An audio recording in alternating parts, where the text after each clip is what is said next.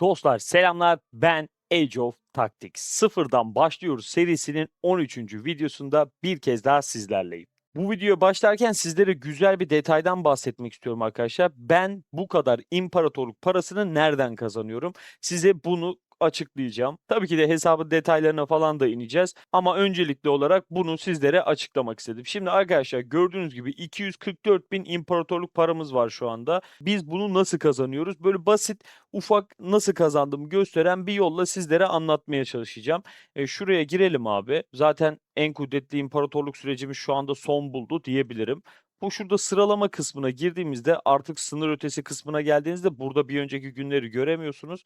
Sıralama kısmına geldiğinizde burada benim kişisel sıralamalarımı görebilirsiniz. Mesela birinci gün 60. olmuşum kaynak toplamada. Full verimlilik anca bu kadar çünkü bildiklerimiz şu an son seviye değil. Yani kahramanlarımız son seviye değil. İkinci günde baktığınızda birim eğitimi günde ikinci olduk. Buradan güzel imparatorluk parası kazandık. Bunları size göstereceğim.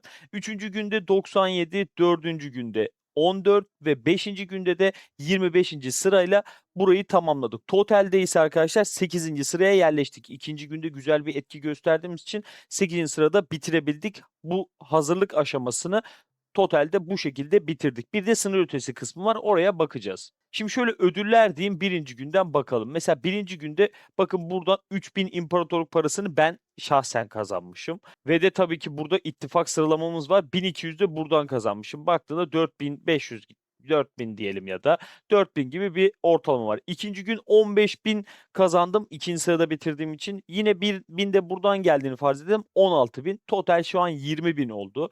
Üçüncü güne baktığımda 97 sırada olduğum için 3000 buradan almışım. 1000 de yine buradan almışız. 24.000'e kadar çıktık şu anda. Dördüncü günde sıralamamız biraz daha iyiydi. 5.000 totalde 6.000 30.000 oldu toplamımız. Beşinci günde de yine 25. sırada tamamladık. Totalde 4.000 buradan 1000 de buradan 5.000 de buradan kazandık.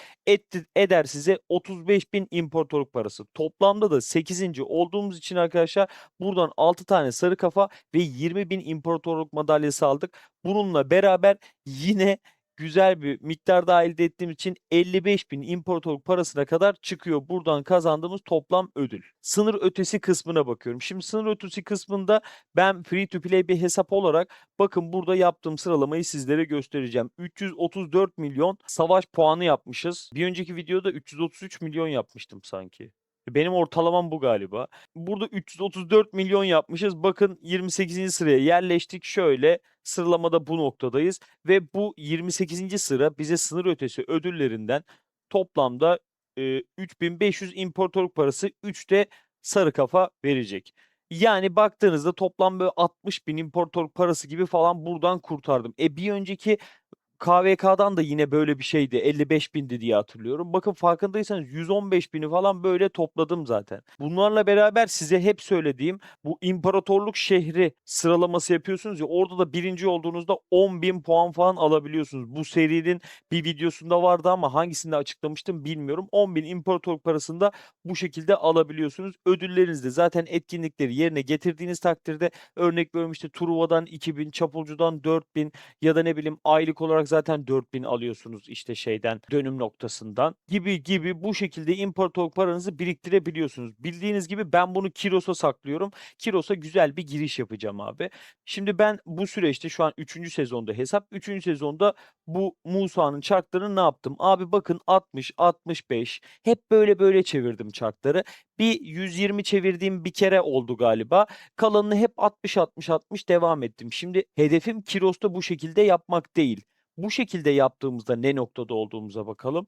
Bakın şimdi Mansa Musa'ya şöyle bir geliyorum. Abi Mansa Musa'ya bakın şu an 3 yıldızım var ve elimde 150 tane de madalyam var. Yani 4 yıldızım da var. Hatta şuradaki 25 taneyi de sayarsak 5. yıldızın böyle birinci dişini de bir tık dolduruyor gibi bir şey oluyoruz yani. Olmuyor değiliz.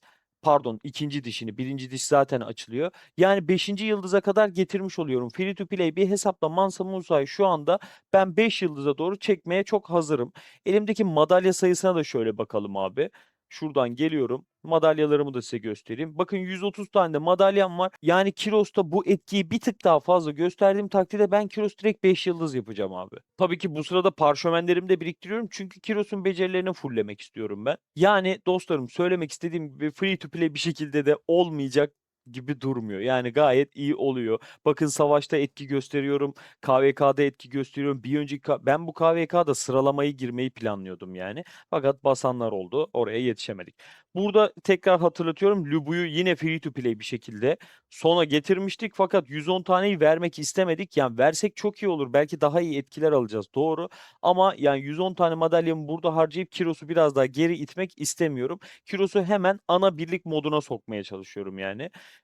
Tabii ki de Atilla'yı da size her zaman söylediğim gibi 5 yıldız yapabilen yapsın abi. Bu free to play bir hesap. Siz de free to play oynuyorsanız böyle kalacak. Yani yapacak bir şey yok. Ama 5 yıldız yapabilen yapsın. Tekrar hatırlatmak için söylüyorum. Atilla 5 yıldızdayken yok edici etkinleştiğinde kumandanın 3 saniye %35 daha fazla kudret hasar vermesi büyük bir fark yaratıyor abi. Guan Yu zaten kendi kendine bırakın, o kendini götürüyor. Sizin böyle uğraşmanıza gerek yok. Şimdi bizim mızrak birliğimiz için biz demiştik ki bir önceki videonun sonunda bunu yapmayı unuttuğumu hatırladım. O yüzden bu videonun başında yapalım. Biz demiştik ki yaban domuzunu aldık, yıkım habercisini aldık. Bu Jenny Dark'a ne koyacağız demiştik abi. Biz buraya arkadaşlar yonca yüzüğünü koyacağız. Burada sizinle birlikte almak istedim. Ben normalde kendim alabilirdim. Size aldım diye gösterebilirdim. Ama sizinle birlikte almak istedim. Geliyorum buraya. Şu yonca yüzüğüydü galiba. Aynen, yoncayı alıyoruz abicim. Yonca yüzüğünü takacağım. Neden? Şimdi mesela zambak da var burada. Bakın zambak da var. Zambak da kullanılabilir. Bu birim yenileme yapıyor. Şimdi ben neden yoncayı seçtiğimi sizlere açıklamak istiyorum arkadaşlar. Şöyle birliğe bir gelelim. Birlik hazır değil. Şu an toplamadayım ama yine de şuradan şöyle takabilirim. Geldim Dark'ıma. Şuradan yonca yüzüğüne indim. Bakın ekstra yüzük yok. Hepsini kullanıyorum abi. Bu zaten oyunun verdiği bir diğerini de toplam olarak kullanıyorum. Yani haybeye yüzük almak yok abi. Öyle boş yere yüzük almıyorum. Yonca yüzüğünü kuşan diyelim öncelikle. Şimdi ben bu yonca yüzüğünü neden seçiyorum? Arkadaşlar bakın. Şimdi daha önce bu ekranları size göstermiştim ama böyle tekrar tekrar göstereyim. Kaçıranlar varsa, bu videodan izlemeye başlayan varsa bu etkiyi de görmüş olsun. Şimdi biz bir mızrak kahramanıma geldim. Yani mızrak savaşçıma geldim. Neydi bunun adı? Birliklerimden bir tanesine geldim, işte askerime geldim. Aynen. Şimdi askere geldiğimizde biz demiştik ki bakın saldırı ve savunma mızrak birliğinde, mızrak askerlerinde yüksek demiştik. Şimdi bir diğerinde örnek gösteriyorum ki her seferinde farkı anlayın. Bakın burada saldırı 149, savunma 112. Şimdi mızrağa tekrar geliyorum. Saldırı 170, savunma 170. Buradaki peki fark ne abi? Nasıl ya? Pardon, şuna bakmamız gerekiyor. 6 seviye süvariye bakıyormuşuz. Şimdi ben de dedim ki nasıl olabilir bu? 7 seviye süvariye baktığımızda saldırı 194, saldırısı uçmuş. Bu yüzden saldırı gemi takıyoruz mesela Lubu'ya. Şimdi mızrağa geldiğimde ise 7 seviye baktığımızda bakın saldırı 170, savunma 170. Ama süvaride bu şekilde değildi abi. Süvaride saldırı 194, savunma düşüktü bak. Şimdi benim birliğimde, yani mızrak birliğinde ikisi de yüksek. 170'e 170 taba koymuşlar. O yüzden bakın şimdi yonca yüzüğüne tekrar geliyorum abi. Neden yonca yüzüğünü seçtiğimi bir noktadan daha açıklayacağım size. Yüzüğe geldiğinizde birlik saldırısı ve savunmasını arttırıyor. Gördünüz mü? Yani benim yüksek olan iki etkimin de buff'ını yükseltiyor bu yüzük. Birinci sebebim bu. İkinci sebebim yine yonca seçmekteki bir diğer sebebim etkinleştirme ihtimali %100 abi. Yüzük %100 bir şekilde çalışıyor diyoruz. Bu benim için her zaman önemli. Şu biraz kötü ama yine de yapacak bir şey yok. Yani ben bunun daha önde olduğunu düşünüyorum. Diyor ki yüzük %50 ihtimalle, şöyle ayrıntılardan full yapamıyor muyuz? Aynen. Diyor ki yüzük %50 ihtimalle her 6 saniyede bir birliğin alınan hasarını 3 saniyeliğine %25 azaltırım diyor. Ben buradaki %50 ihtimalini buna dahil ediyorum abi. Bunu buradan yok gibi farz edin. Yani her 6 saniyede bir birliğin alınan hasarını 3 saniyeliğine, o zaman %50 ihtimalle devreye katarsak, yani bu doğru bir veri olmaz tabii ki yine ama %12,5 azaltır gibi diyebiliriz abi.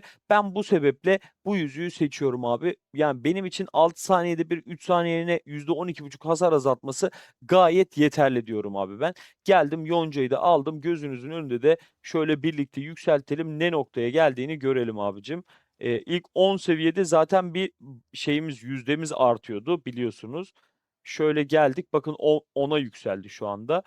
Devam edelim. 20 yapamayacak gibiyiz ama yine de devam edelim. Tamam. Şöyle 13 seviyeye kadar getirdik burada yüzüğümüzü. Biz Lubu için bir papatya yapmıştık. 20 yapmıştık. Bunu da 30 yapacağız ama önce şu mızrak birliği için olan yüzüğümüzü bir 30 yapalım abi. Sonra Lubu için bakarız. Ben her zaman önceliğimi ana birliğime veren biriyim abi. Sizin de böyle yapmanızı tavsiye ediyorum. Bakın burada gördüğünüz gibi yaban domuzu yüzüğümde 15 seviye. Bunu da 15 seviye yaptık. 20 seviye yapmaya uğraşıyoruz. Bunu 30 seviyeye kadar götüreceğim. Şöyle yapabilirim belki. Bunu 20 yaparım. Daha sonra gece kurdunu 20 yaparım. Ya da yok, bunu 30 yaparım. Daha sonra gece kurdunu 20 yaparım. Öyle bir denge kurarız abi. Burada yıkım habercisi var. Sarı yüzüklerde de yıkım habercisi. Yıkım habercimiz de 11 seviye arkadaşlar. Yıkım habercimizi de böyle 20-30'a götürmek istiyoruz ama 30 biraz zor. Yani 20'ye doğru bir çıkalım bakalım, hayırlısı diyelim buna. Ama yine burada da yıkım habercisini 30 yaptıktan sonra sakin suyu 20 yapmaya doğru gidebilirim. Bilginiz olsun. Çünkü yıkım habercisi Kiros Birliği'nde gerçekten çok etkili bir yüzük diyebiliriz arkadaşlar. Şimdi gördünüz abi, benim 244 bin imparatorluk param var. Sadece şu VIP kısmı yenilendiği zaman, yani hafta yenilendiğinde biz buradan geleceğiz, 10.000 çekiçlere harcayacağız. 7.500 kadar da magma kristallerine harcayacağız abi. Bakın buradan bir buff satın aldım. Yani arada yapabilirsiniz böyle şeyler. Bir de VIP'yi eğer 8 seviye yapmak istersem, ama şu an yapmak istemiyorum açıkçası. Yani şuradan 12 tane şeyi almak için de imparatorluk parası harcamaya başlayacağız. Efsanevi şimşek kristalini almak için de imparatorluk parası harcamaya başlayacağız. Ama bakın, burada şu an 18.000 buraya harcamam gerekiyor. Şimdi bunun da bir masrafı var. Totalde beni 25.000 etkileyecek. 25.000 de, yani tanesi 4.200 dersek 6 kaç çark ediyor? 30 çark çevirme demek oluyor. 30 çark çevirme, yani ihtiyacım olabilir şu anda. Çünkü benim için bir yandan Kiros'u 5 yıldız yapmak da çok zor arkadaşlar. Bu kısımları biraz böyle didik didik düşünmem gerekiyor. Ya tabii ki VIP'yi ilerletmek daha mantıklıdır ama Kiros'u bir an önce 5 yıldız yapmak istiyorum abi. Kiros'tan sonraki ilk süreçte ya da Kiros'ta böyle arada şey buldukça, imparatorluk parası buldukça bunu yükseltebilirim diye düşünüyorum ben. Şimdi bu noktada şöyle düşünmememiz gerekiyor. Abi sen zaten daha teçhizatlarını o noktaya getirmedin ki, ne gerek var şu andan efsanevi şimşek kristali almaya gibi bir şeye gerek yok. Bakın normalde 3 yıldızın sonuna gelmesi lazım. Benim bu kristallere ihtiyacımız orada doğuyor. Benim daha 2 yıldızı 3 yıldıza geçemeyen şeylerim var. Teçhizatlarım var ama öyle düşünemeyiz. Efsanevi şimşek kristali bir hayli zor geliyor abi bize.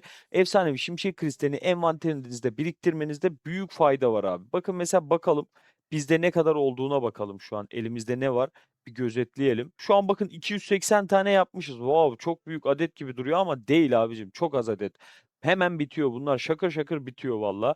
684 tane de binek tütüğümüz var. Unutmuyoruz. Binekle ilgili bir canlı yayın açıp hep beraber yapacağız abi. Ya aklınızda bulunsun. İlk müsaitlikte bineklerle ilgili de bir canlı yayın başlatacağız abi. Şu hemen bu videoda 3 tane meteor içeriğimiz var. Bunları da birlikte açalım, şansımızı yoklayalım. Sonra artık hesabın diğer kısımlarına bakmaya başlayalım arkadaşlar. Şöyle geliyorum.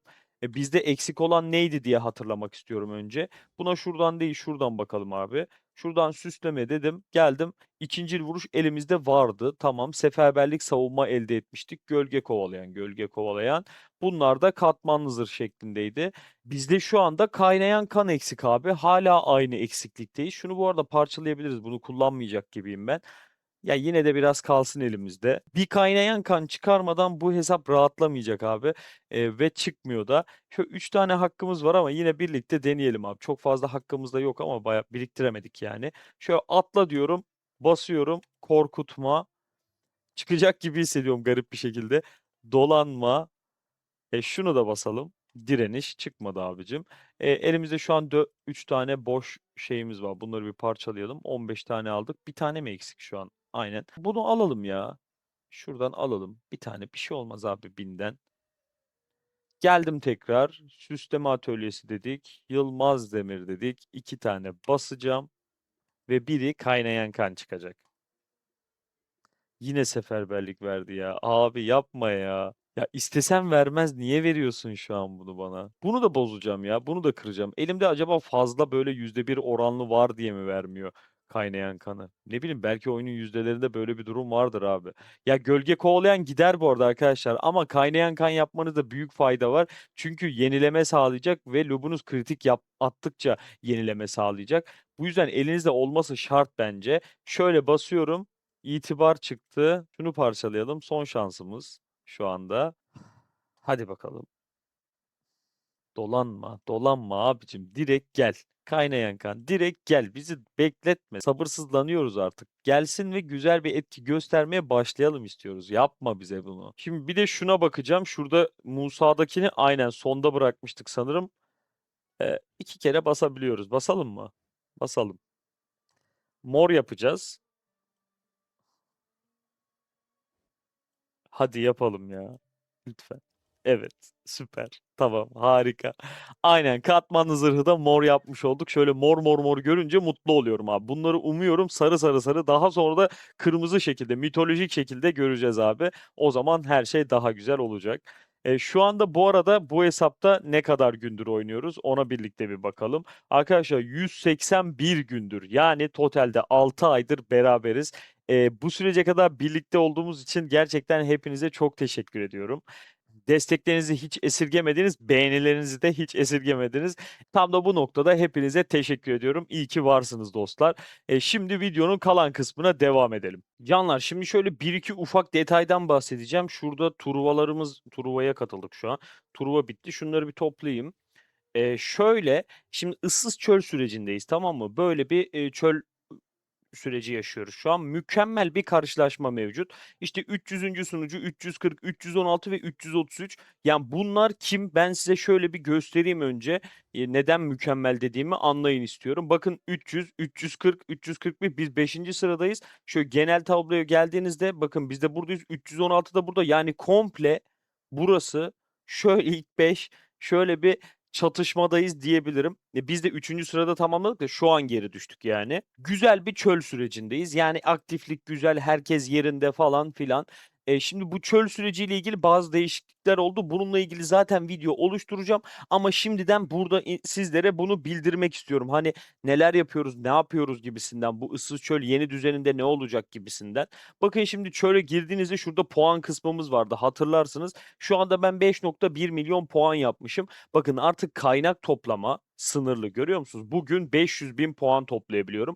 Kabileler artık dayanıklılıklarınızı burada harcamanıza gerek yok. Böyle deli gibi hepsini kullanmaya gerek yok. Keşifte bildiğiniz gibi zaten keşif görevleriydi. Şunlardan bahsediyor yani. Şuradaki şu işte keşif görevleri bunlar. Bunlara puan sınırı geldi gördüğünüz gibi. Bir de bakın burada antik kum tepeleri var, 4000 şu anda. Arkadaşlar artık çölde bu antik kum tepeleri görevlerinde şu kısmı yapmak zorundasınız. Yani hepimiz hep birlikte burada aktiflik önemli bir hal aldı. İttifakınıza bunu bildirmeniz gerekiyor. Hep beraber bunu burada yapmalıyız. Yani buradan herkes 6 milyon, geri kalanlardan da 1,1 milyon puan alacak ve totalde bir kişi ıssız çölde birinci günde yani şöyle sıralamaya bakarsanız anlayacaksınız zaten 7,1 milyon puan yapabilecek arkadaşlar. Şimdi kim ne kadar çok yaparsa yani hangi sunucu ne kadar çok yaparsa o sunucu o kadar öne geçmiş olacak. Bu yüzden iletişimi kuvvetli, aktif oyuncusu olan ve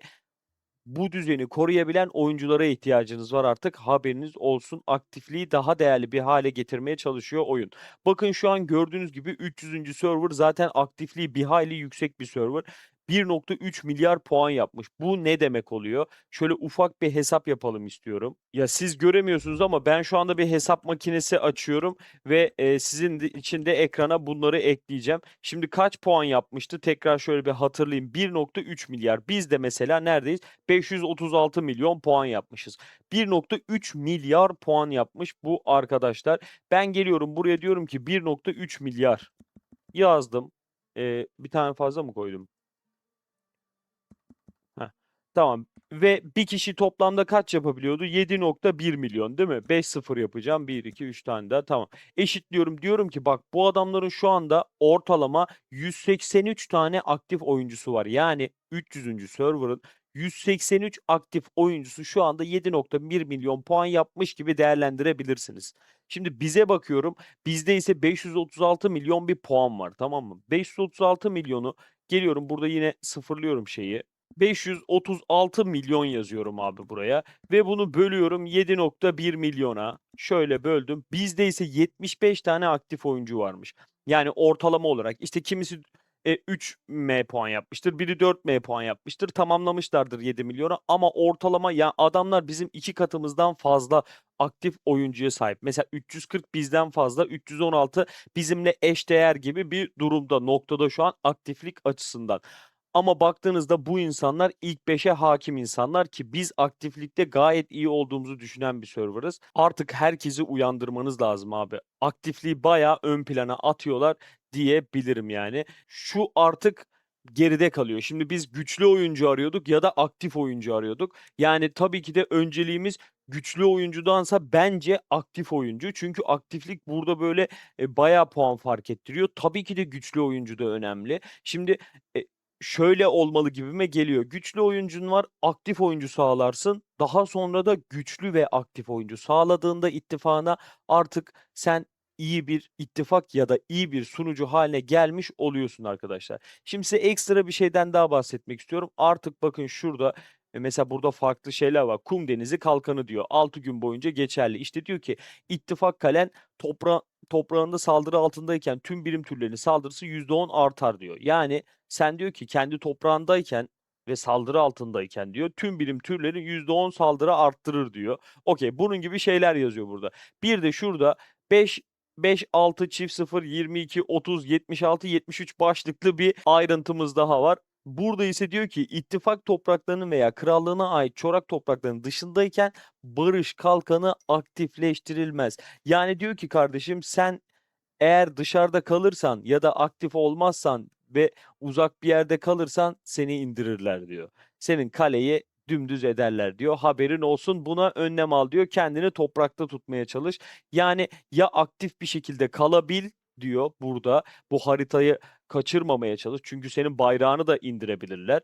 Ya da diyor birinci bölgene dön ve toplamanı yapmaya devam et diyor. Şu anda gördüğünüz gibi ıssız çölün birinci gündeyiz ve biz eşit olduğumuzu düşündüğümüz aktiflik konusunda 316 ile kralın sağ gözü tarafındayız. Onlar da yani 300 daha baskın ama kralın sol gözü tarafındalar. Yani zor bir süreç. Gerçekten böyle ciddi ve zor bir süreç bizim için. Yani çöl şu anda çok zor bence. Tabii ki de herkes geriliyor. 300 haricindeki herkes geriliyor. Ya burada bazı böyle müttefiklik oluşturma durumları var. Yani bazıları böyle kafa tutuyor. Ne yapacağız, ne edeceğiz gibi birçok mantık dönüyor. Bu savaşı yayınlamak istiyorum ama savaşa kalırsa durum. Çünkü değişik bir baskınlık olabilir. Bakacağız abi, göreceğiz. Şunu ekstra olarak tekrar bildirmek istiyorum. Arkadaşlar burada 6 tane alabiliyorsunuz zaten. Şuradan arttırmayı unutmayın. Benim bakın denemem kalmadı. Arttırdım yani. Buradaki görevlerde 2 tane yenileme şansınız var. Şimdi bir tane yenileyin, baktınız işte hani yapabileceğiniz bir görev ama yapmak istemiyorsunuz. İkinci yenileme biraz risk. Çünkü paket alma var burada. Yani paket alma şeyi de çıkıyor. İşte kaçtı? 1500 imparatorluk parası sağlayan bir paket al diyor. O da çıkabilir. Yani ya ilk verdiğini ya da ikinci görevi yapmanız mantıklı. Ama ilk verdiği görevde paket al diyorsa 2 kere yenileyebilirsiniz diyebilirim ve buradan hep şu altın tarafını yapmaya çalışın abi. Yani bu tarafı yapmak önemli. Çünkü dediğim gibi burası 1 milyon puan veriyor. Bunlarsa 500, 200 yetersiz abicim. Şimdi biz çölde ne yapıyorduk abi? Geliyorduk böyle bir tarafa doğru kendimizi veriyorduk. İşte diyorduk ki mesela şurada bir yere ışınlanayım diyorduk. En azından bu ilk günlerde. Şuradan bir yere atıyorduk kendimizi böyle. Başlıyorduk toplama yapmaya abi. Ben diyordum ki hatta toplama yaparak çölü kurtarabiliyoruz. Çöl videolarımda bunu görebilirsiniz yani. Çölde toplama yapmak bizim için yeterli oluyor. Üstüne ufak da bir savaşta etki gösterirseniz çok da asker kaybetmeden burayı sağlayabiliyorsunuz diyordum ama oyun artık bunun önüne geçti. Diyor ki zon 1'de kalıp böyle yat aşağı yok abicim diyor. Geleceksin, savaşacaksın. Savaş varsa korkacaksın, gerileceksin, kaleni sıfırlayabilirler gibi gibi baya böyle ekstra detaylar ekledi. Ben güzel olduğunu düşünüyorum. Böyle yani gerçekçi fikrimi söyleyeyim. gerçekten güzel olduğunu düşünüyorum. Çünkü ya biraz böyle aktifliği zorlayacak, aktif olmayanı oyundan düşürecek bir hale geliyor. Şimdi oyundan düşürecek bir hale geliyor deyince herkes böyle bir tepki gösteriyor. Kardeşim biz yani günde bir giriyorduk falan. Şimdi hep mi gireceğiz? Abi oyun biraz öyle bir oyun ya. Yani bu oyun sanki biraz öyle bir oyun ya. Hani böyle biraz aktifliği zorlaman gereken bir oyun. Yani Age of Empires Mobile oynuyorsan biraz bunu çekmen gerekiyor dostum. Yani kusura bakmayın. Benim şahsi fikrim bu ve aktif oyuncularla olduğunuzda zaten daha mutlu oynuyorsunuz. Bunu bulmak da zor olduğu için bulan server kazanıyor haline geçecek bu durum. Şöyle toplamaları göndermeden keşke birliklerimizi bir incelemiş olsaydık. Bakın bir de şunu unutmayın arkadaşlar. Bakın burada 347 bin imparatorluk param var şu anda ve bugün pazartesi gün yenilendi. Çölün de ilk günü tahmin edebilirsiniz zaten ve almadım. Yani 4 tane aldım. Bakın bunu da almadım. Neden almıyorum? Abicim çünkü bu antik kum tepeleri görevleri yani bunlar bana 2000 imparatorluk parası harca diyebiliyor. Ben bunları zaten harcayacağım. En azından buradaki görevler dahilinde harcamamda fayda var diyorum kendime. O sebeple duruyorum ve harcama yapmıyorum şu anda abi. Şunları da şöyle hemen göndereyim. Bu keşif görevlerini de ekstra olarak tamamlayalım. Günlük olarak zaten yani günlük aktifliğinizi sağladığınızda bu günlük şeyleri yapmış oluyorsunuz. Sadece buradaki zorlayıcı olan şey antik kum tepeleri abi. Onu da yapıverin. Şimdi size ufak bir şeyden daha bahsetmek istiyorum. Hala yapmamış olanlar varsa, yani hala yapmamış olan free to play oyuncular falan da varsa bunu yapın abicim. Burada ufak bir size hediye, 99 doruk hediye edeceğim gibi bir şey olacak abi. Arkadaşlar gördüğünüz gibi şurada şu kısımda bir Leonidas ya da burada Mulan'ı seçerseniz Mulan görseli var. Tamam, buraya giriyoruz abi. Burada burası ilk bu şekilde çıkmıyor. Sana diyor ki birini seç. Leonidas'ı mı seçeceğim, Mulan'ı mı? Mulan'ı seçmeyin abi. Direkt söylüyorum. Hani okçu oynayan varsa gibi bir şey söylemeyeceğim. Mulan'ı seçmeyin. Direkt Leonidas'ı çakın abicim burada. Siz bunu seçtiğiniz anda size bazı hediyeler veriyor. Öncelikle Leonidas'ı veriyor ve de bazı hediyeler veriyor. Sonra geliyorsunuz yine bu ekrana giriyorsunuz hediyeleri topladıktan sonra. Şuradaki eğitici kısmına basıyorsunuz. Bakın burada bir paket var, gördünüz mü? Şu an benim görselimin altında kalıyor galiba. Aynen, tam olarak benim bulunduğum şeyin altında bir hediye sandığı var abi. Yani şu an benim görüntümün altında kaldığı için böyle söylüyorum. Oradan hediyenizi toplayabilirsiniz. Leonidas'a girdiniz, topladınız. Buradan geçip Mulan'a geçerek Mulan'da da yine eğitici kısmına tıklayıp sol alttan yine buradaki sandığı toplayıp ödülleri alabilirsiniz arkadaşlar. Buradan ne veriyor onu göstereyim ben size. Bu arada iç kale teması aldık. Şöyle imaj olduk yani. Bunu aldıktan sonra Era 31'deki hesabımla karıştırıyorum bazen bu hesabı. Neyse, geliyorum arkadaşlar, bakın burada ne görüyorsunuz? 49 TL değerindeki eşyaları doğrudan satın almak için bir ücretsiz kupon hediye ediyor size abi. Bununla 49 TL'lik bir paket alabilirsiniz. İster bekletin, ister bekletmeyin, size kalmış. Bilemem, ben biraz bekletmekten yanayım ya da mesela şurada indirim paketleri var abi. Şöyle 46 TL'ye alabildiğiniz biraz daha fazla imparatorluk parası veren bunları alabilirsiniz. Mesela şu sebeple kullanılabilir. Bana öyle geliyor yani. Bakın şurada günlük indirim dediği bir şey var. Geliyorsunuz burada unutuluş parşömeni diyor. Gördünüz mü? Bunu alabilirsiniz mesela. Bir tane beceri sıfırlama. Hani herhangi bir beceriyi yanlışlıkla geliştirdiyseniz burada kullanarak 46 TL'lik ücretsiz biletinizi bir tane beceriye kullandığınız parşömenleri geri iade alabilirsiniz arkadaşlar. Mesela Mulan yapmışsındır, artık istemiyorsundur ama becerisini 5. kademeye kadar getirmişsindir parşömen kullanarak, 590 tane parşömen kullanarak. Sadece şunu kullanarak 590 tane parşömenini geri alabilirsin abicim. Burası baya böyle taktikler kısmı gibi bir şey oldu. Siz de bu taktikleri beğendiyseniz bir aşağıda beğeni butonuna basın arkadaşlar. Beğeni butonuna kadar gelmişken bir de abone ol butonuna basarsanız çok mutlu olurum arkadaşlar. Çünkü artık 1000 abone olmak istiyorum. 1000 abone olduğumda güzel bir çekiliş falan da yapmayı düşünüyorum. Sizden ricam abone olursanız da siz de benden desteklerinizi esirgemeyin. Arkadaşlar bunu bir kez daha söylemiştim. Böyle size bu ayrıntılardan bahsetmek çok hoşuma gitmiyor ama yani gördüğüm kadarıyla videoların izlenmelerinin %60'ı ya da 65'i abone olmayan kullanıcılardan geliyor. Size bu veriyi gösteriyorum şu an ekranda. Yani sizden size zahmet bir abone ol butonuna basarsanız çok bir şey kaybetmezsiniz diye düşünüyorum. Şimdiden size teşekkür ediyorum. Kaldığımız yerden devam edelim. Şimdi çölle ilgili taktiklerin hepsini verdik abi. Şuradan ücretsiz kupon falan da aldık beraber. Güzel oldu. Kullanmadık ama yani sonuçta var şu anda. Şöyle duruyor. Şöyle ufak bir haber daha vereyim. Abi bu Kiros ne zaman geliyor? Hadi artık yap şu birliği falan diyebilirsiniz. Gelmedi abicim. Bakın şurada bir tarih var. Burada görüyorsunuz. Bu hanedan başlangıcı diyor. Şu zaman sonlandırılacak diyor. 1 Haziran'da bu sonlandırılacakmış. Bu video büyük ihtimalle 1 Haziran'dan sonra sizin için yayınlanacak arkadaşlar. Çünkü editi var, falanı var, filanı var. 1 Haziran'dan sonra zaten Cyrus'u almış olacağız. Kiros'la güzel bir çark girişi yapacağım abi. Çünkü bakın 250 bin imparatorluk parası birikti. Bunu böyle çatır çutur harcayacağız ve Kiros'a direkt envanterimizdeki madalyaları da kullanacağız abi. Hemen 5 yıldız yapmak istiyorum abi. Hiç sabrım yok. Ha arkadaşlar güzel bir detay geldi aklıma. Ondan da hemen sizlere bahsedeyim. Şimdi biz ne yapıyoruz dedik? Artık bizim imparatorluk parasına ihtiyacımız var dedik ve de en kudretli imparatorlukta hızlandırıcımızı ya da envanterimizi harcayalım dedik, değil mi? Doğru. Ama bazı şeyler burayı etkilemiyor. Örnek veriyorum. Şimdi vali günleri var mı? Heh, süper. Şimdi valide kabile baskını için dayanıklılık harcamaya gerek yok. Okey, tamam. İkinci güne geldik. Bu kabile baskını için dayanıklılıkları gidin KVK'da harcayın abi. Bunu her zaman söylüyorum. İkinci güne geldik. Kahraman büyümesi diyor. Bak şimdi. Şimdi sen burada teçhizat parçası üretmeleri KVK'da yaparsan daha güzel puan alırsın, imparatorluk parası kazanırsın demiştik ve zaten sonuçları da gösterip size ne kadar kazandığımı da göstermiştim. Ama madalya kullanma, parşömen kullanma gibi şeyler KVK'da iş yapmıyor abi. Yani burada kullanabilirsin abicim. Buraya saklayabilirsin yine. Ya şimdi neden buraya saklıyoruz onu da söyleyeceğim size. Ya bir acelemiz yok zaten bir şeyleri geliştirme konusunda. Ya da ne bileyim 3 yıldız olan bir kahramanı 4 yıldız yapabilecek kadar varsa elimizde madalya. Örnek veriyorum Mansa Musa'da şu an bende var. Hatta size direkt şöyle göstereyim. Bak madalyalara geliyorum 150 tane. Dördüncü yıldız bildiğiniz gibi 150 tane madalya istiyor. Bende şu anda var yapmıyorum. Neden abi? Ya buradan alabileceğim puanı gideyim buradaki en kudretli validen alayım abi ben. En azından burada bir sıralama yaparım diyorum. Anladın? Bak mesela şu an 145'teyim. Ya bu bir sıralama değil şu anda.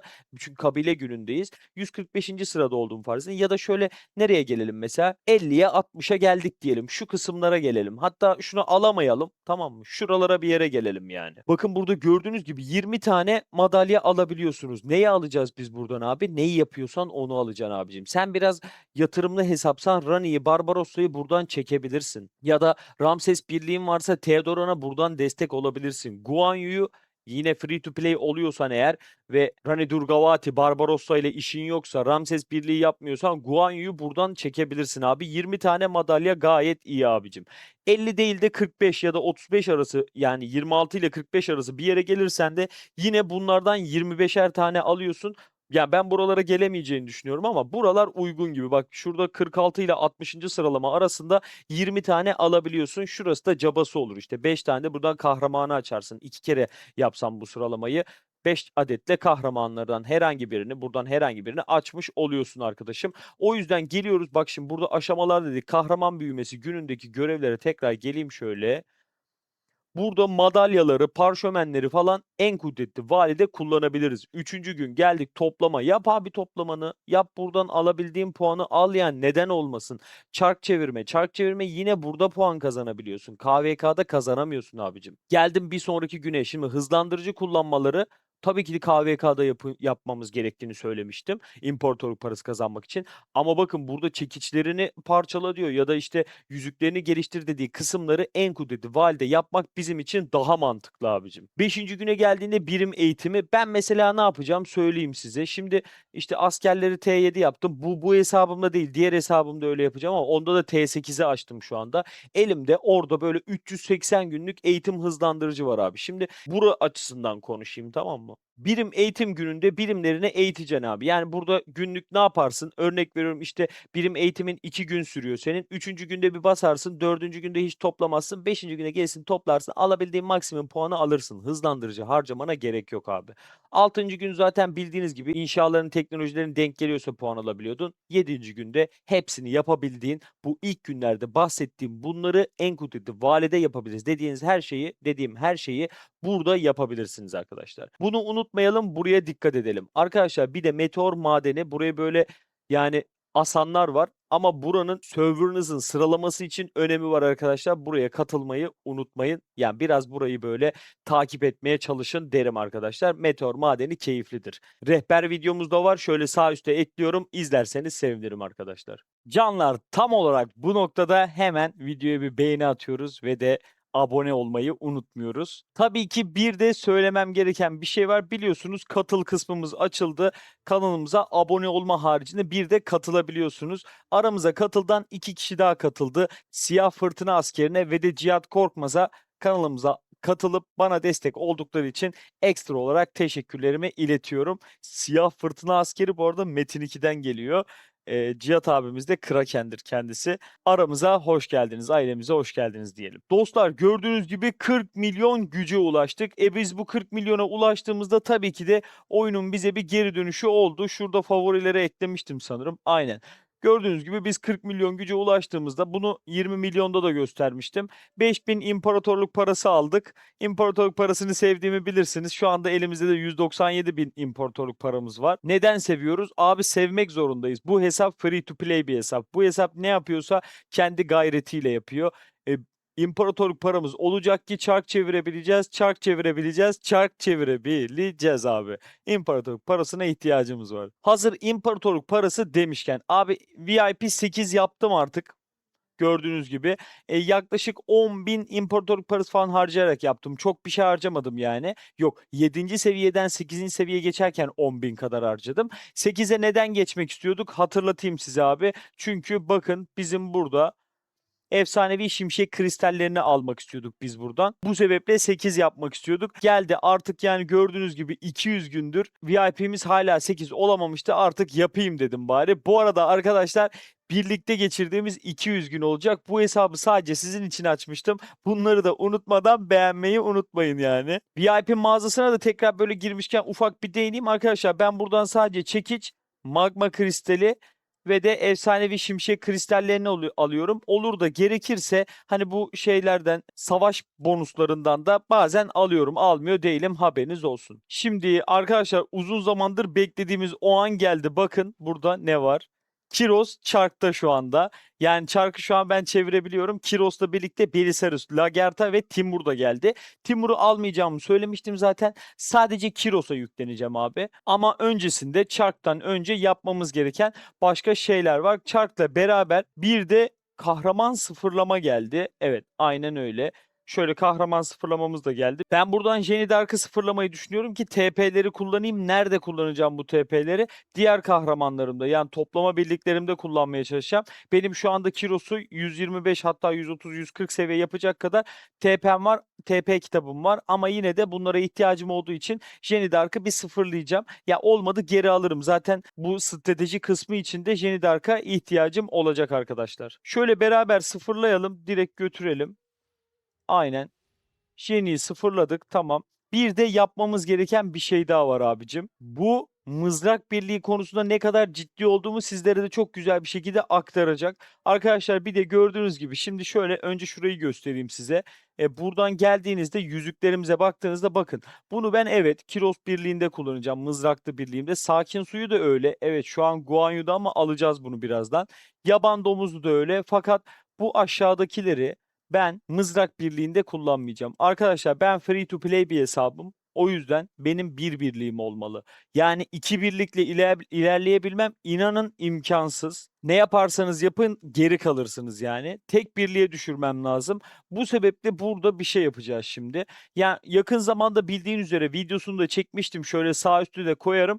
Yüzük sıfırlama geldi arkadaşlar. Ve benim sıfırlayacak yüzüğüm yok gibi duruyor. Ama tabii ki de var abi. Buradan gece kurdunu ben sıfırlamak ve satmak istiyorum. Yani bu ara süreçte bana yeterince destek olduğunu düşünüyorum. Şimdi artık tam anlamıyla mızrağa geçeceğiz kardeşim. Ya Papatya'nın bana herhangi bir etkisi olmayacağı için ben buradan gece kurdunu sıfırlamayı düşünüyorum. En azından Mansa Musa'nın yüzüğüne ya da işte yaban domuzu yüzüğümüze bulunabildiği kadar bir katkıda bulunmuş olur. Buradan 600'de kuyumcu nişanı alacağım. Neden yüzüğü de satıyorum? İstediğim zaman alabilirim zaten diyerek, bakın buyurun, şöyle sıfırlayalım. Buradan alacaklarımızı da almış olduk. Şimdi gelelim artık Kiros'un çarkına gelebiliriz gibi geliyor. Burada bugün bu arada yani envanteri de boşaltmayı planlıyorum ben. Bilginiz olsun. Kiros'un çarkı demişken arkadaşlar bildiğiniz gibi Işıltılı Deniz'den bu şekilde kutular geliyordu. Artık gelmiyor. Yani Işıltılı Deniz ödülleri artık şuna dönüştü. Şurada bakabiliyor muyuz? Ön izleme yapabiliyor muyuz? Aynen. Direkt olarak böyle veriyor. Herhangi bir sandık vermiyor. Direkt bu şekilde envanterimize aktarıyor. Yanlış anlamadıysam ben imparatorluk paralarını da biraz arttırmışlar. İyi oldu yani. Bizim için biraz daha iyi oldu. Öncesinde bu kutuları biriktirmiştim. Şimdi bunları sizinle birlikte açalım. Şu imparatorluk parası içermeyenleri ben önden şöyle hızlı bir şekilde açalım. Biliyorsunuz biz burada biraz tahmin mahmin yapıyoruz. Keyifli geçiyor. Şimdi arkadaşlar 314 tane sandığım var benim. Lüks sandığım. %85 ihtimalle imparatorluk parası çıkıyor ve de %15 ihtimalle rafine demir çıkıyor. Şimdi buradan bir ortalama yaptığınızda 45-48 tane falan rafine demir çıkacak gibi duruyor. Ben bana daha fazla imparatorluk parası vereceğini düşünmediğim için 60 tane falan 62 tane rafine demir çıkacağını düşünüyorum. Buyurun açalım. Oho 43 tam %15'e oynamaya çalıştı yani. Burada da 473 tane lüks sandığımız var. Yine %40 ihtimalle binek düdüğü veriyor. %40 ihtimalle. Zaten yüzdesel olarak 160, 180 tane mi veriyor? Aynen 180, 190 tane falan veriyor sanırım. Hesapladığımızda yani. Ben 210 tane binek düdüğü vereceğini düşünüyorum. Hadi bakalım. 212, 2 sayıyla kaybettik. Güzel. İmparatorluk parası da almış olduk. Bunları da hadi şöyle sallayayım seriden. 17, 14. Buna da 45. 61. Güzel. Bu arada elimizde inanılmaz fazla binek düdüğümüz olmaya başladı. Nerede bu binek düdükleri? 1260 oldu. Arkadaşlar 1000 tane yapmaya çalışıyordum sizlerle beraber binek üretebilmek için. Şu an 1260 oldu. İnanılmaz bir canlı yayında bunları eriteceğiz. Bilginiz olsun. Ben haberini buradan da vereceğim. Size topluluğumuzdan da WhatsApp topluluğumuzdan da iletmeye çalışacağım arkadaşlar. Bu arada WhatsApp topluluğumuza katılın abi. Güzel bir birliktelik kurmaya başladık. Sesli odalarımız var. Sohbet, muhabbet ediyoruz. Oyun hakkında gelişmeleri birbirimize aktarıyoruz. Yeni öğrendiğimiz şeyleri arkadaşlar birbirlerine aktarıyor. Ve ben de oradayım. İstediğiniz zaman soru sorabiliyorsunuz. Envanterde kalan diğer kutuları da şöyle açmak istiyorum. Buradan hemen şöyle bir tane mızrak açıyorum abi. Şu kutuyu bırakacağım. Diğerlerini açacağım. 117 tane mücevher sandığı biriktirebilmişiz arkadaşlar. Savunma çıktı. İkincil vuruş çıktı. Saldırı çıktı. Kudret çok az çıkmış. Can bayağı az çıkmış. Pasifte az çıkmış. Şuraya bakalım. 99 tane yeşilinden var elimizde. Kudret sayısı 5, biraz kötü. Pasif var mı? Pasif 0 mı? Ha 4 tane de pasif çıkmış. 18 tane mavi var. Bir tane, 2 tane. Okey. Şu 13 tane mora bakayım ya ben. Buradan bize can verdi mi? Yok. Hiç bakın ihtiyacımız olan hiçbir şey yok şu an görüyor musunuz?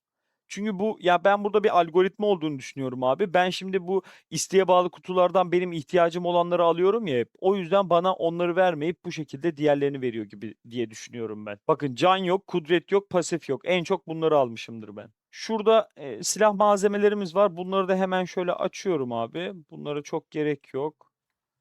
Okey. Kullanabileceğimiz envanterde farklı bir şey kaldı mı? Şöyle bir göz atıyorum. Yok yok zaten yoktur.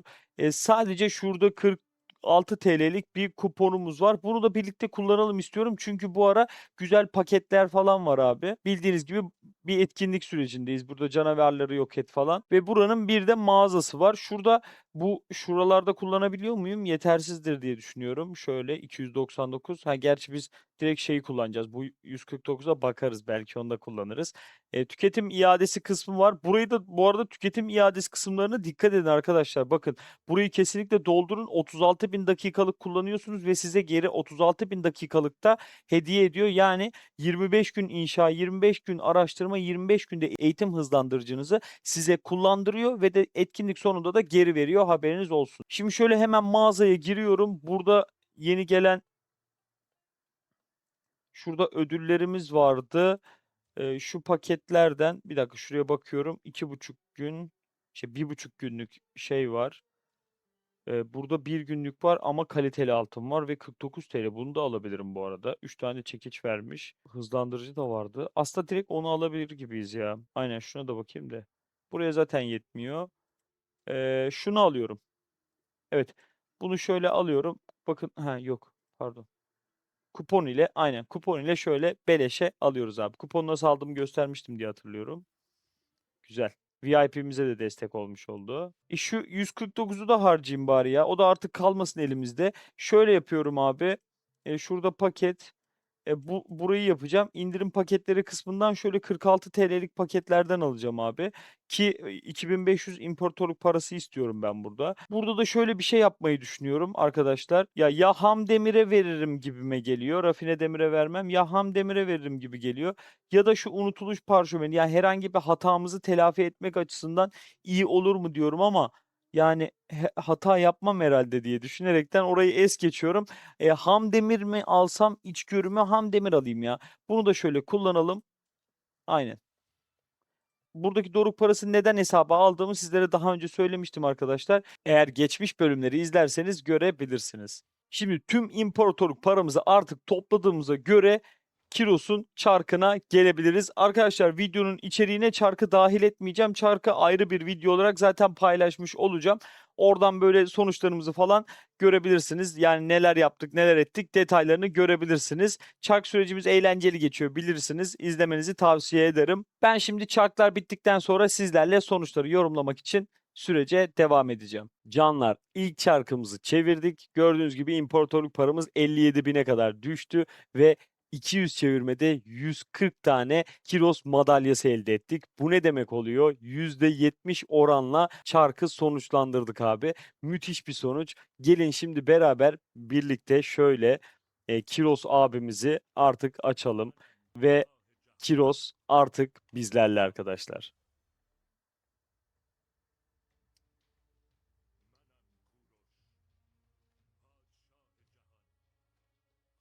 Seni çok bekledik, çok. Güzel. Reis hoş geldin. Harika. Şöyle açalım artık. Hemen var olan yıldızları basacağım. Hiç beklemeyeceğim abi. Ne yapabildiğimizi birlikte görelim istiyorum. Bir yıldız tamamladık. İkinci yıldızla tamamlayacağız. Üçüncü yıldız iki dişte falan kalacak diye düşünüyorum ama iki, üç. Aynen. Üç dişte kaldı. Güzel. Elimizde madalyalarımız var ama neden basmadığımızı söylemiştim sizlere. Yani sarı kafalarımız var ama daha çarklarımız da var. Bu sebeple şimdiden basmayacağız. Hemen şöyle kahramanı 120 seviye 100 artık kaç yapabiliyorsak yapalım ve birliğimize yerleştirelim. Tamam, güzel abi. Geliyorum becerilerini de açalım hemen. Nerede? Kehanet çocuk. Kehanetteki çocuk açtık. Değiştir abi. İkinci becerimiz ise zorlu misilleme olacak. Onu da açalım abi şöyle. Değiştirelim. Becerileri fullleyelim hemen. Şuradan. Zaten 1,7 milyon şu yeşil öz mü neyse bundan varmış elimizde. Becerileri de 40 seviyeye getirdik. Şöyle yetenek ağacını da hızlı bir şekilde dağıtalım abi hemen. Güzel. Baya baya şu an Kiros bizde garibime gidiyor abi. İnanın garibime gidiyor. Şuradan ödüllerimizi de toplayalım. İmparatorluk parasına ihtiyacımız var. Bir sonraki çarka şimdiden hazırlanmam gerekiyor. Bir sonraki çarka kadar şöyle 168 bin imparatorluk parası yapsam tadından yenmez. Aynen biz de zaten şu üçlüyü yapacağız şimdi. Şimdi şöyle bir şey yapacaktık. Onu da yapalım beraberce. Becerileri yükselteceğiz abi. Elimizde 700 adet kadar aynen 780 adet parşömen var. Burası yanlış hatırlamıyorsam 1180 ile aynen 1180 parşömen ile iki tane beceriyi fullleyebiliyoruz. Biz fulllemeyeceğiz. Şöyle bir aynen dördüncü kademeye getirelim. Zorlu misillemeyi de geliştirelim abi. 460 kaldı. Kaça kadar getirebiliyorum? Ha tam istediğim gibi oldu. Müthiş. Bakın ikisini de dördüncü kademe yaptım. Kehanetteki çocuğu 5 kademe yapabilirdim aslında. Ama bu şekilde yapmanız daha mantıklı. Ya burada sadece şunu düşünmedim. 130 tane açık yani 140 tane parşömen elimde kaldı. Elimde olsa şu an hemen basardım. Ama şu an ihtiyacımız ne? Baktığında 130 buraya bir de 270 tam 400 adet parşömene ihtiyacım var abi. Bu becerileri beşinci kademeye getirdikten sonra da artık Musa'nın becerilerini de yapmak istiyorum. Şuradan hemen teçhizatları da yerleştireceğim. Daha sonra bu Kiros'u birliğe yerleştireceğim. Birliğin içine koyacağım abi. Şunları bir koyalım. Şöyle hızlıdan. Zaten mücevherler konusunda ciddi şeyler yapacağız abi. Hatta mücevherleri ben bir çıkarayım komple öyle devam edelim. Tamamdır abicim. Mücevherleri de çıkardık. Hemen şöyle bir birliğimizi oluşturalım. Herhangi bir yerde değil mi birlik? Aynen değil. Şuradan bir ön ayarla getirelim şöyle mızrak birliğimizi. Şimdi şu ön ayara biz tekrar basalım en iyisi. Aynen. Şurayı bir düzeltmek lazım. Şunları şöyle çıkarıyorum. Buraya Kiros'u koyalım. Peşine Bodica, sonra da Mansa Musa'yı yerleştirelim abi. Yüzükleri bir kaydırmam gerekecek. Binek koymam gerekecek. Mücevherleri dağıtmam gerekecek falan filan. Ama hepsi çok keyifli geçecek. Şöyle kaydettim, uygula diyelim abi. Tamam. Yüzükleri hemen şöyle doğru konumlandıralım. Şuradan kaldır diyelim. Şunu da buradan kaldıracağım. Şunu da kaldıralım. İhtiyacımız olacak. Hatta doğru yerde galiba şu an. Aynen. Musa'ya taktık Guanyu'daki yüzüğümüzü abi. Şuraya yaban domuzu veriyorum. Kiros'a da yıkım habercisini veriyoruz abi. Hatta yıkım habercisini şöyle bir seviye verelim biz. Yaban domuzunun da seviyesini arttırabiliyorum. Hemen onu da arttırayım abi. 20 oldu mu? Süper. Yaban domuzunu da 20 yaptık. Bu da güzel haber. Sakin sumuz 10'da kaldı. Önce şunu bir 20 yapalım. Hatta bunu bir 25'e doğru 30'a doğru götüreyim. Belki sakin suyu öyle 20'ye doğru çekerim diye düşünüyorum. Arkadaşlar bugün şimdi büyük bir geçişe başlıyoruz. Şurada Musa'da da şey görüyorum. Aynen şuna da basalım abi. Büyük bir geçiş yapacağız şimdi. Mızrak birliğini ne kadar hevesli bir şekilde beklediğime şahit olacaksınız. Şurada ben size şöyle ufaktan özetlemeye çalışayım. Şimdi şurada ön ayar diyelim. Buraya da süvari birliğimizi getirelim. Şöyle kaydedelim. Süvaride yüzük kalmadı bu arada. Gece kurdunu da sıfırladık bildiğiniz gibi. Şimdi buradan kullanacağımız mücevherleri de alacağım abi. Mesela kudretleri falan komple toplayacağım böyle. Çünkü ben artık ana birlik olarak mızrak birliğimi yapacağım. İkincil vuruş da kalabilir. İkincil vuruşa ihtiyacım yok ama can gemini almam gerekiyor. Kusura bakma Lübü abi. Şunları aldık. Şimdi Guanyu'ya geldiğimde ise burada da var. Ne var? Can yüzüklerimiz var. Canı şuradan alalım. Saldırılar kalabilir. Tüm nitelikler kullanacak mıyım? Zırh kullanacağım. Tüm nitelikler kalsın abi. İkincil vuruş ve normal saldırım. Bunlara da ihtiyacım yok. Bunlara da ihtiyacım yok. Güzel. Şu Atilla'ya bakıyorum. Birimler var. Birimleri alayım. Belki işime yarayabilir. Nedenini söylerim size zaten. Şurada tüm nitelik. Burada ise normal saldırı. Şurada bir birim daha var. Bunu da alalım. Süper. Tamam. Şimdi buradaki mücevherleri de boşalttık abi. Burada becerilerimiz var. Ya beceri sıfırlamayla şu an bunları da sıfırlayabilirim. Aynen. Bunları sıfırlayabilirim. Şöyle bir şey yapalım abi sizlerle. Ya bu gördüğünüzde böyle gördükleri size garip gelebilir şu anda. Şurada kahraman sıfırlamamız vardı ama şuraya bir gidelim. Bunu sanırım ilk defa yapacak biri. Yani herhangi bir manyak bunu yapmaz diye düşünüyorum. Biraz parşömene ihtiyacım var. Kalan parşömenleri bu arada yine Lubu'ya basacağım. Şuradan sıfırlayalım. 1180 tane parşömen elde ettik. Lubu'nun becerilerini tekrardan ben şey yapmaya çalışacağım bu arada. Arttırmaya ve 5. kademeye getirmeye çalışacağım. Şuradan da ödüllerimizi alalım. Hepsine ihtiyacım var. Ver. Ben free to play hesabım. Ver abicim ver. Süper. Şimdi önce bir şu Lubu'nun haline bakalım. Seviyesini de sıfırladı çünkü. 125 yapalım bunu tekrar. Şöyle basılı tuttuğumda sanırım çok daha hızlı bir şekilde yapma geldi artık. Aynen. Yani burada sizlere aktarmak ve anlatmak istediğim şey şu abi. Ben ana birlik seçiyorsam free to play hesapta bunu kesinlikle mızrak birlik olarak seçerim. Ama ben size şimdi şunu söylemiyorum. Kardeşim hazır burada işte kahraman sıfırlama da var. Gel burada Lubunu Mubunu sıfırla demiyorum. Eğer low spender'sanız ya da böyle yüklemeli oynuyorsanız abi siz bu birliği tutabilirsiniz. Yani elinizde zaten sizin yeterince parşömen vardır. Siz çünkü bunu bir şekilde yüklemelerle sağlayabiliyorsunuz abicim. Bu şekilde kalsın. Şimdi ben neden sıfırladım abi? Güzel bir mızrak birliğinin ilk adımlarını atmak için tabii ki de. Tamam, Lubu'yu sıfırladıktan sonra elimizden kaybettiklerimizi şöyle geri yerine koymaya çalıştık abi. Belki şu mücevherleri de sıfırlayabilirim. Şeyleri yani tesisatları da sıfırlayabilirim. Valla duruma göre bakacağız ona da. Kalan yüzük varsa şöyle koyalım. Aynen yonca var. Şöyle kuşanabiliriz abi. Aslında bunu koyalım şöyle Guanyu'ya. Şu da diğer yüzükte. Yani bunlar zaten geçici yüzükler biliyorsunuz abi. Bunu anlatmama gerek yok. Bunu da şöyle Atilla'ya verdik. Şimdi gelelim asıl birliğimize. Biz ne yapmıştık az önce abi? Elimizdeki kullanarak elimizdekileri kullanarak 4. kademeye getirmiştik ama artık elimizde bayağı bir parşömen olduğu için şöyle bir şey yapabiliyoruz. Gördüğünüz gibi güzel.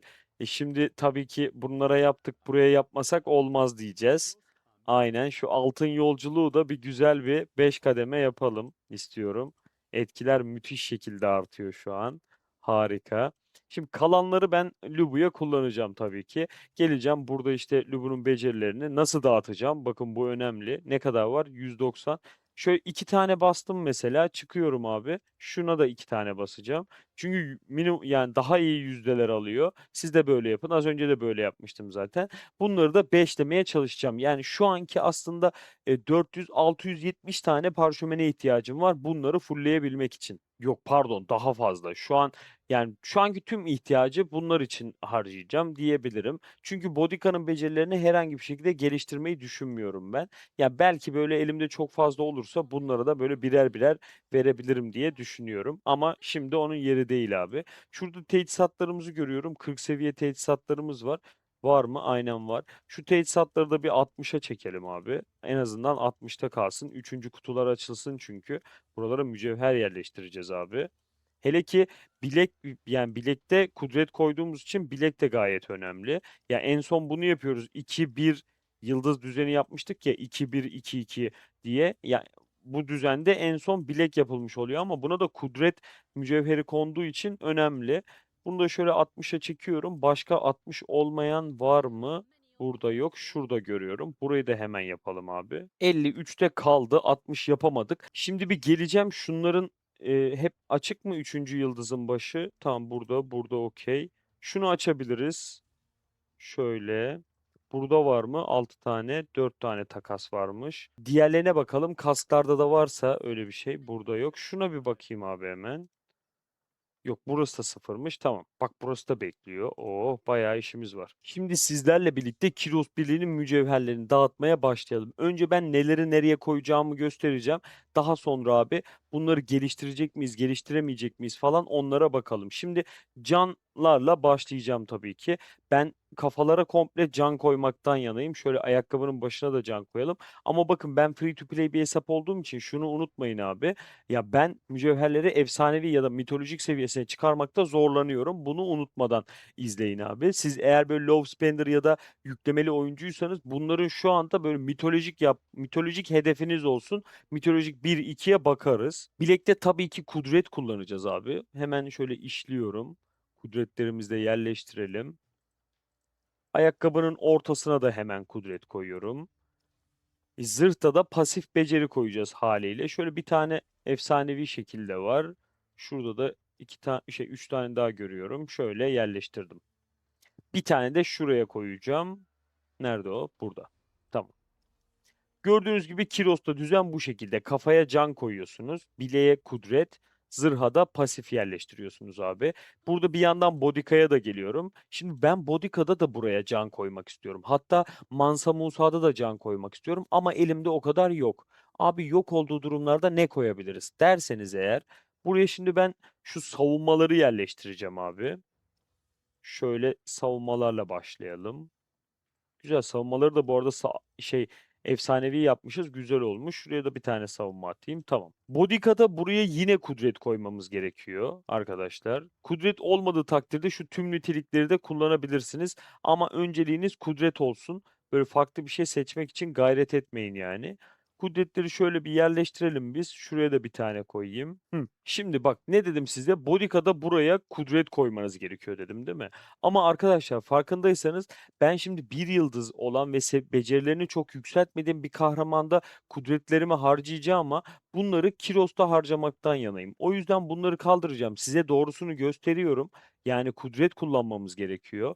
Ama ben buraya tüm nitelikleri değerlendireceğim. Tüm nitelikleri koyacağım ki Kiros'un ben kudret hasarını ciddi miktarda arttırmak istiyorum abi. Sizde varsa kudret gemi buraya kudretleri koyun. Ben tüm nitelikleri yerleştireceğim şöyle. Bu hesabın free to play hesap olduğunu unutmayın abi. Şöyle koyuyorum. Ayakkabının da ortasına şunu yerleştirdim. Şimdi geldik zırha. Bodyguard'a zırha ne koyacağız abi? Bakalım şöyle bir. Elimizde yenileme var. İşte normal saldırı var ve de pasif beceri var. Şimdi hasar da verebilen bir kahraman. Ben burada şöyle yapmak istiyorum. Pasif beceri gemlerim bir hayli az sizin de gördüğünüz gibi. Ben burada böyle pasifleri yerleştireceğim. Pasif bulamadığım zaman da yenileme koymaya çalışacağım abi. Yani mavi olması biraz benim de moralimi bozuyor ama elimizden geldiğince hızlı bir şekilde bunları artık böyle en azından mor ya da efsanevi seviyeye çekmeyi planlıyorum. Hatta bakın, elimde daha birleştirilecekler var. Okay, süper. Şöyle işledim. Yerlerine şu şekilde yerleştirdik. Şimdi geliyorum Mansa Musa'ya. Yine size söylüyorum. Mansa Musa'da da buraya can koymak isterim. Ama Mansa Musa'da buraya savunma koyabilirsiniz. Yani Bodika'da da can olduğunu farz edin. Savunmaları buraya yerleştirebilirsiniz.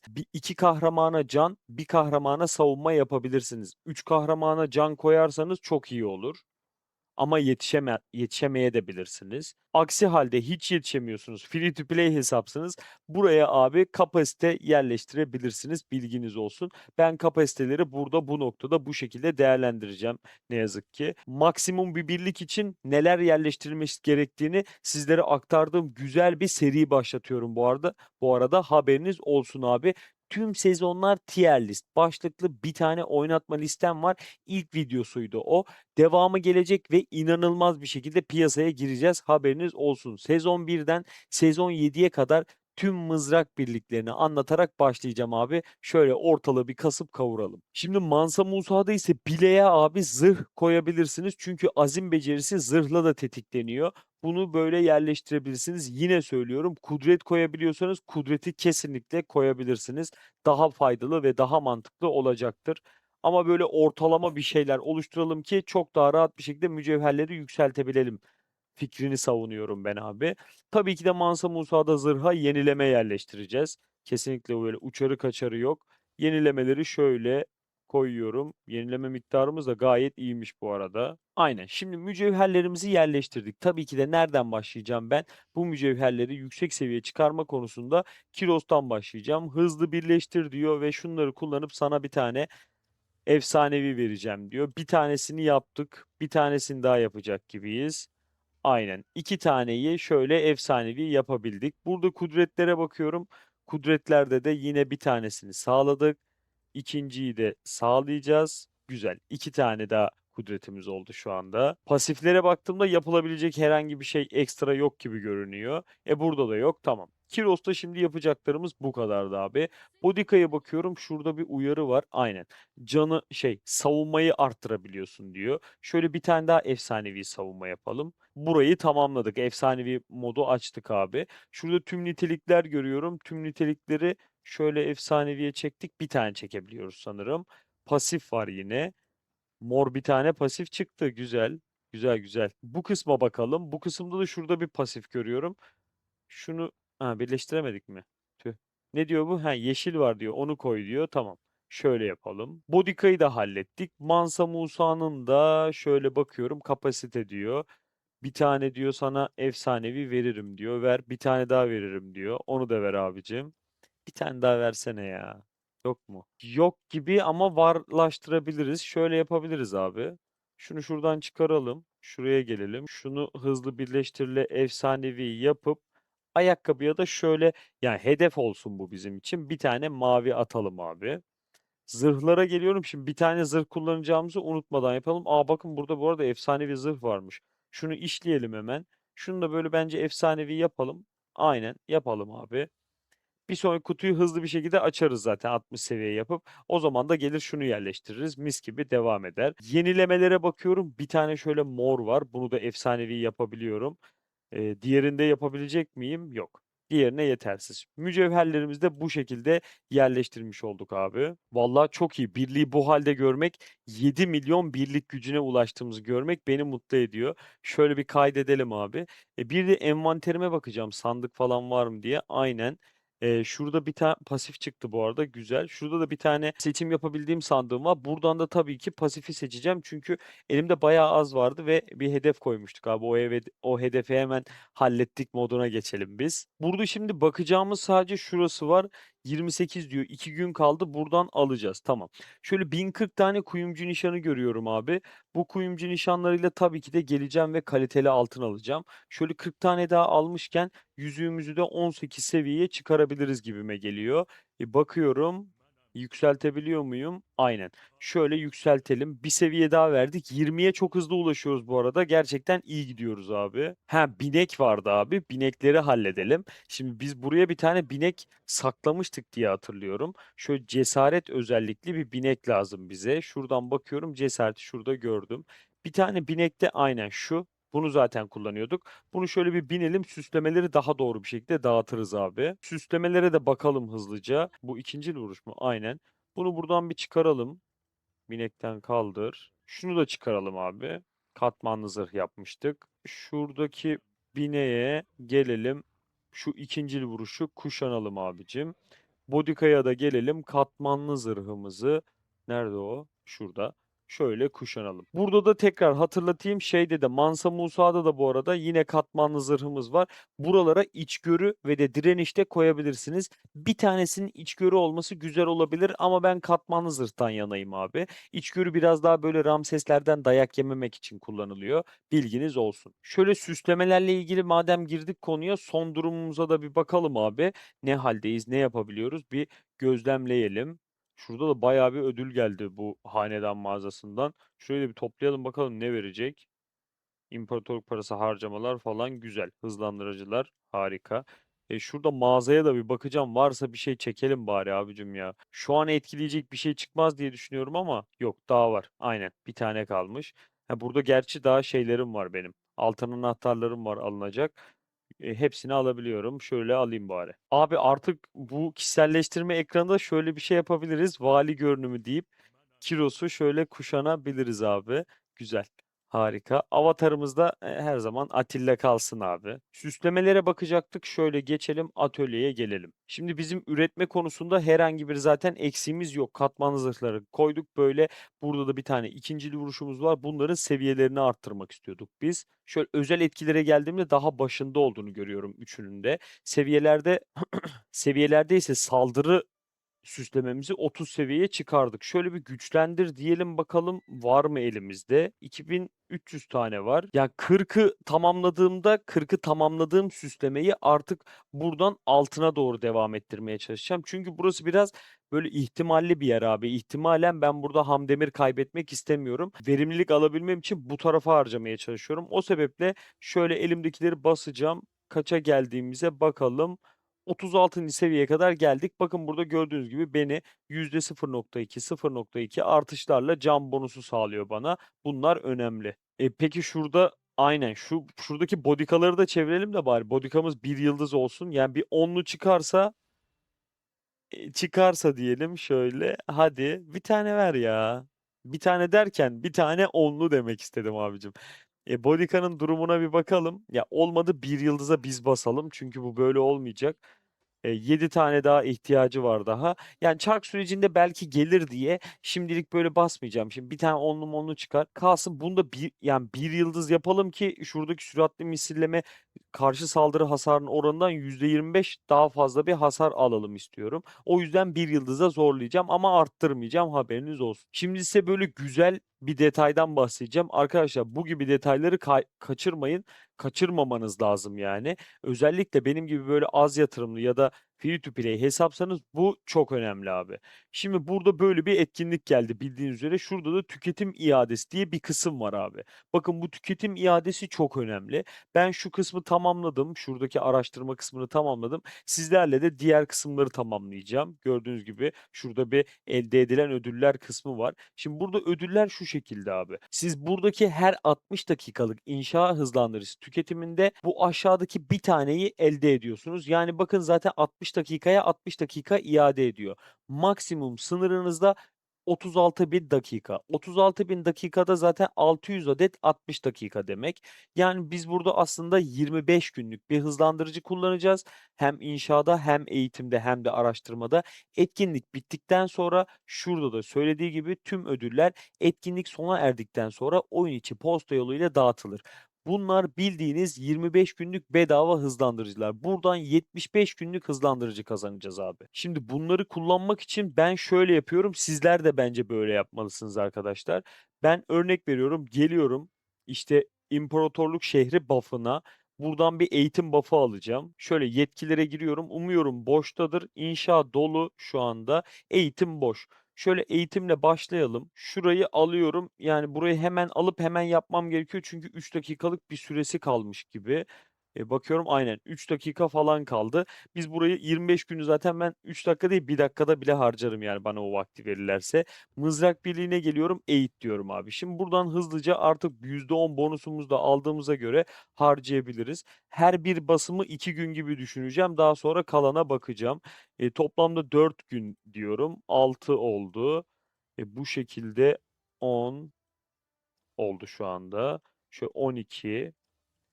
2 gün 2 gün hesaplıyorum yani. 14. Şöyle bırakalım. Bir tane de eğitime bıraktım. Gelelim hemen bir kontrol edelim abi ne durumdayız diye. Şuradan bakıyorum. Bakın 569 olmuş. Yani 31 dakikaya daha ihtiyaç var. Şuradan geliyorum hemen. Eğit diyelim. Şurada hızlandır kısmından 30, hadi 40 dakika şöyle yapalım. Bunları zaten iade alacağımız için çok problem değil bu harcamalar. Niye olmadı? Ha, 1 saatlik kullanmam gerektiği için ben şöyle bir tane basayım. Bunlar zaten çok önemli değil abi. Bakın geliyorum şu an. Ha pardon ya orası dakika değil. Şurası dakikaymış. Benden 30 tane daha 60 dakika kullanmamı istiyor. Hemen kullanayım abi. Direkt şöyle şey yapacağım ya. Hiç uğraşmayacağım. Şunu da tamamlayayım. Şuradan. Şöyle basalım. Aynen. Güzel. Bunu da eğitelim şöyle bırakalım. Geldik tekrar bir kontrol ediyorum. Sizin de gördüğünüz gibi burayı da fulllemiş olduk. Biz fulllediğimiz takdirde şuradaki ödülleri iade olarak alacağız abi. Hızlandırıcıları kullanabilirsiniz ama bir sonraki seviyelere geçirirken buff'a ihtiyacımız var. Hemen şuradan bir kontrol edelim abi. Yani arkadaşlar hızlandırıcı kullanıyorken herhangi bir geliştirme yapıyorken buradaki imparatorluk buff'larını alın. Niye almayasınız ki yani? Burası dolu gibi görünüyor. Ben bunları müsaitlikte halledeceğim. Buradaki sıralama müsait olduğunda halledeceğim. Sizlere zaten örnek olarak ne yapmanız gerektiğini söyledim. Buraları da kullanmayı unutmayın abi. Hatta gerekirse yani baktınız müsaitlik var, iletişiminiz rahatsa şehir buff'larında istemeyi unutmayın abi. Şehir buff'larını da alın. %2,5, %5 bunların hepsi önemli abicim. Yani güzel, verimli bir şekilde ilerlemek istiyorsanız, elinizdekilerin değerini biliyorsanız bunları yapmaya utanmayın, çekinmeyin abi. Şimdi ben belki şöyle bitirebileceğimi düşünüyorum. Şuradan bir bakayım inşaada bizim şu an nelerimiz var. Savaş salonu ve kasaba merkezi var. Şöyle yapabiliriz. Bakın ben size şöyle gösterebilirim. Şuradan mesela yani son bir günü bırakırız bitirmeyiz. Sonuçta amacımız hızlandırıcı kullanmak. Bu geliştirmeyi tamamlamak değil. Şöyle yapalım. Şurada 15 saat kadar kalsın. Burada da aynı şeyi sağlayabiliriz. Şuradan bitti mi o? Şöyle basalım. Aynen bunda da 7 saat kalsın. Gördüğünüz gibi şimdi de mesela inşaat hızlandırıcılarını kullandım. Şuraya gelip tüketim iadesi kısmına bakarsanız da bana diyor ki şu anda diyor kardeşim senin daha 376 tane daha 1 saatlik hızlandırıcı kullanman gerekiyor diyor. Burası da totalde 25 gün ediyor. Yani 25 gün bunu harcayacaksınız, 25 gün buna, 25 günde buna. Harcamalarınızın hepsini de geri alacaksınız. Zaten bu ekranın adı da tüketim iadesi. Canlar sıfırdan başlama serisinin 13. videosunun sonuna geldik. Bu dakikaya kadar izlediğiniz için teşekkür ediyorum. 14. videoda neler olur, nasıl geçer, o sürece neler yaşarız bilemiyorum. Şu anda kestiremiyorum ama emin olun o videoda da verimli şeyler anlatırım. Seriyi takip edebilmek için şöyle sağ üstte bir yere seriyi koyacağım. Arkadaşlar lütfen videoyu beğenmeyi ve de abone olmayı unutmayın. YouTube'da geçirdiğim süre boyunca sizin destekleriniz gerçekten beni bu noktaya kadar getirdi. Bu desteklerinizi vermeye devam etmenizi diliyorum arkadaşlar. Sadece bir abone ol ve de bir video beğenmek çok zor olmamalı. Sizlere şimdiden teşekkür ediyorum arkadaşlar. Görüşmek üzere ve her zaman söylediğim gibi taktikle kalın dostlarım.